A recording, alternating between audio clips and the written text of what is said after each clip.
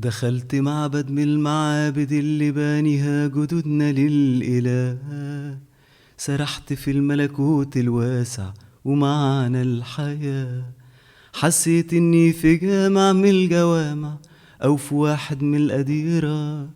شميت روايح من التاريخ وأبخرة. حوطوني الأولياء والرهبان والقديسين. لقيت في قلبي مكان حزين. دخلت معبد من المعابد اللي بانيها جدودنا للإله. سرحت في الملكوت الواسع ومعنى الحياة. حسيت اني في جامع من الجوامع او في واحد من الأديرة. شميت روايح من التاريخ وأبخرة. حوطوني الأولياء والرهبان والقديسين. لقيت في قلبي مكان حزين. لما ارتقيت كل الرسايل من السما نازلة بتتهادى من سنين. سوى للي هادوا أو النصارى والمسلمين آخرها سلام. سوا كان موسى ولا عيسى ولا خاتم الأنبياء. لقيتني تايه في الكلام والأدعية.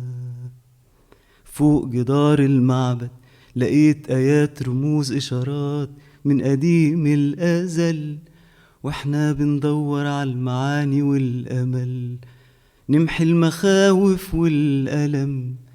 فوق نقوش فراعنة بتحكي عن محبة الإله. لقيت فوقيها حروف بالقبط بتنطق بنفس المعنى اللي كتبها المسيح عليه ألف سلام. ولقيت آيات حديث قرآن بتفكرنا احنا مين وليه عايشين. وصحيت من حلم جميل في معبد قديم بيطل على النيل. بابه عليه هلال حاضن في قلبه صليب. واقف والهام عليا برغم الجاهلين.